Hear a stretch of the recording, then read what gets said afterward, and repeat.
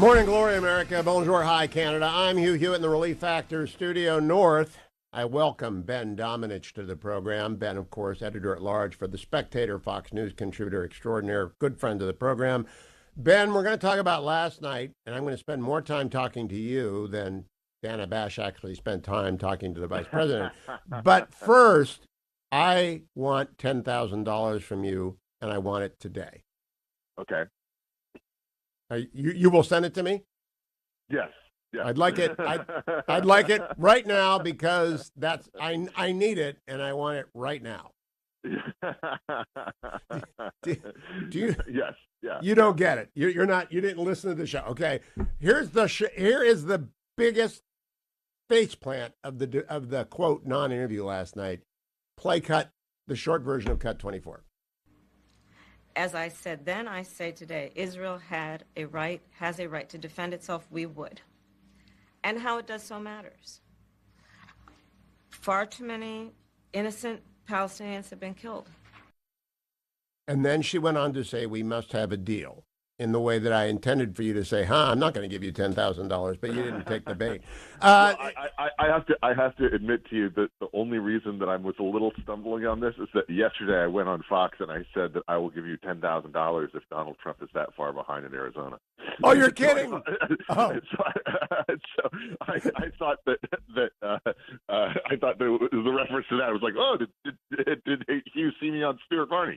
No. What I was referring to is in the segment before you came on, I said, because it's so stupid what she said about Israel and Gaza. Oh, we must have a deal. Go ahead. So let me just sort of veer a little bit on this. Last night, so as you know, just by dint of your lengthy experience within this field, you end up, getting to know a lot of people who do television production for a living. Yes. And my phone last night was blowing up from all these different people who produce television with politicians for a living, who were just going, what is up with this interview? It looks bizarre. And it includes things, by the way, that I listed a couple on X, but the lighting is bad, the makeup is bad, the hair is bad. They have Tim Walz sitting at the end of the table as if he's the candidate, and she is sort of leaning down and over and looks small. There's a pole in the middle of the table. There's a water cup on the floor. The whole thing just looks thrown together. And, of course, the lead up to this was a month of negotiation and figuring out how they wanted to do this and where they wanted to do it and who they wanted to do it with, as if it was the most important thing in the world. If this was some throwaway thing, part of a series of interviews that she was giving, we wouldn't care about it. But the point is, they built it up. They made this super important. They chose to make it super important, and by dint of doing so, it makes the fact that this was a non-interview where we got absolutely nothing, and where I think, frankly, Dana Bash did not do a great job. She didn't. I'm very, very disappointed. And I thought she would. Hey, we complimented her, both you and I, when the debate happened, for being tough and for asking tough questions. She was giving multiple choice sort of options for her, right. Choose your own adventure answers to these questions. And even from the first one about what are you going to do day one, it was this meandering, I just don't think that when she enters a non-produced, non-scripted environment, that Kamala Harris is capable of just sounding like a normal, average politician. And that's really all she needs to be. She needs to be generic Democrat in order to win this election. She can't do it, Ben. Ben, do it. If it's true that nature abhors a vacuum, she will not be president because there's nothing there.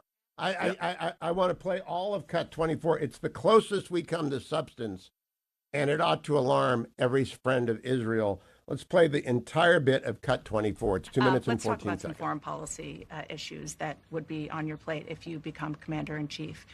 President Biden has tried unsuccessfully to end the war between Israel and Hamas in Gaza. He's been doing it for months and months, along with you. Would you do anything differently? For example, would you withhold some U.S. weapons shipments to Israel? That's what a lot of people on the progressive left want you to do. Let me be very clear. I'm unequivocal and unwavering in my commitment to Israel's defense and its ability to defend itself. and that's not going to change. But let's take a step back. October 7, 1,200 people were massacred. Many young people who were simply attending a music festival. Women were horribly raped. As I said then, I say today, Israel has a right to defend itself. We would. And how it does so matters. Far too many innocent Palestinians have been killed. And we have got to get a deal done. We were in Doha. We have to get a deal done. This war must end. In the meantime, and we must get a deal that is about getting the hostages out.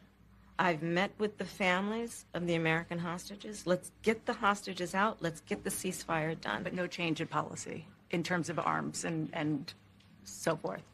No, we have to get a deal done. Dana, we have to get a deal done. When you look at the significance of this to the families, to the people who are living in that region,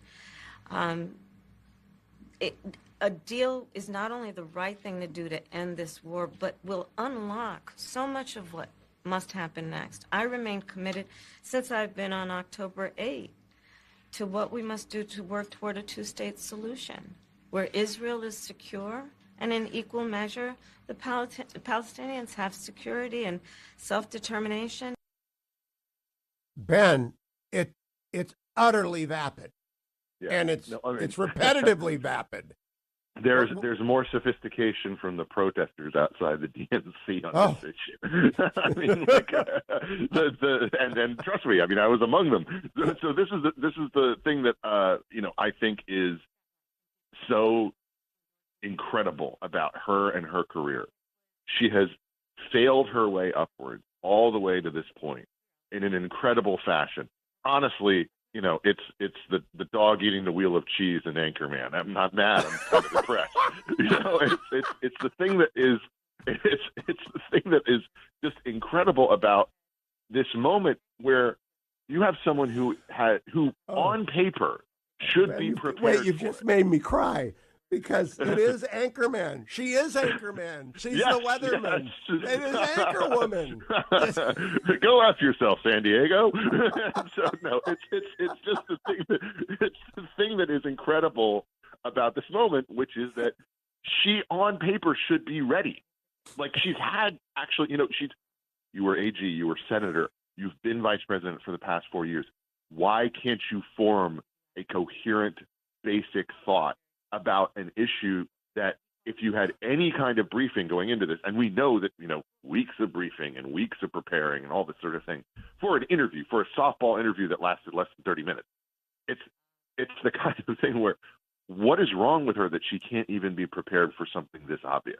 This is not a gotcha question. There were tougher questions for Gary Johnson, asking him about Aleppo, and that kind of thing. I've just got Brick Tamlin in my mind now, and that's all I've got. I cannot. She's Brick Tamlin. That's who she is. She's Brick. Where'd you get that grenade? The thing that is so disturbing about it is like, how did she get to this point? How did the country get to this point? He's on a beach, okay, and we have the female version of Brick, apparently underneath him. Like, who actually is running things? I don't know. Doug? What do you think? How do you think her debate prep people are going to? If I'm Donald Trump or Susie Wells or Chris LaCivita, and I watch this non-interview, all I do is conclude, I'm not going to say a word. I'm going to talk about what I did and what I'm going to do. I'm not going to say a word about her because there's a vacuum over there. And if I get near to it, I'll be sucked into that fifth dimension of non-entityism. Hugh, why do you think that she wanted the mics unmuted? Okay. She wanted the mics unmuted because she wants to kind of trap Trump into beating himself up and making stupid comments. But the deal with ABC was to have the mics muted. And we saw how good it was that last time around that sort of played to his best interest, led to restraint on his part, and let him have Joe Biden collapse. And I think that the very same thing, in a different way, obviously, could happen to her, not out of senility, but out of stupidity. All right, stand by. Hugh Hewitt talking with Ben Domenech. Ben, in fact, has been talking with me longer than Dana Bash talked to Vice President Harris at this point because we've gone 16 minutes. That's how long the Vice President spoke last night. Ben, let's pay Dana one compliment. She did ask Tim Walz about his lying, and Tim Walz did not do anything to repair himself, did he? I mean, he's a non-entity going forward. He's just a liar. Yeah, I mean, the thing about Tim Walz that is so weird, to use a word that he likes, is that his path to this whole thing basically is doing Pod Save America interviews. You know, it's not as if he had some kind of record of, you know, dealing with anybody across the aisle, any kind of, you know, a back and forth that would, you know, lead him to some kind of acclaim. And he doesn't have the kind of personal life story that is so impressive of somebody like Mark Kelly being an actual astronaut, or, you know, the rising star status of somebody like Josh Shapiro. He gets this job basically based on the fact that he's not going to show her up or be more impressive. And then it turns out that all these stories that he's been telling that position him perfectly to criticize Republicans, oh, how convenient, you know, turn out to be exaggerated, not the truth, or just outright lies. And I do not think that he had any kind of a spin moving out of it. Oh, incorrect grammar. I'm sorry, that's not what you did there. You know? No, it was so ineffective a response. I think he's done. Now, here's my Uber observation. Punch holes in it if you want, because of course it sets aside what Donald Trump may or may not do, or J.D. Vance may or may not do. But as Longstreet's opening few steps on the third day or the second day of Gettysburg, that was the high water mark of the Confederacy. I think last night was the high water, before the interview began, was the high water mark of the Harris-Walz campaign. And that it's going to bleed out. The flags coming out of their cases, and then you engage, and it's just, yeah. Look, I have said pretty consistently for the last month that I still thought that this was an election about fundamentals, and that Trump was going to win based on fundamentals. And I still think that.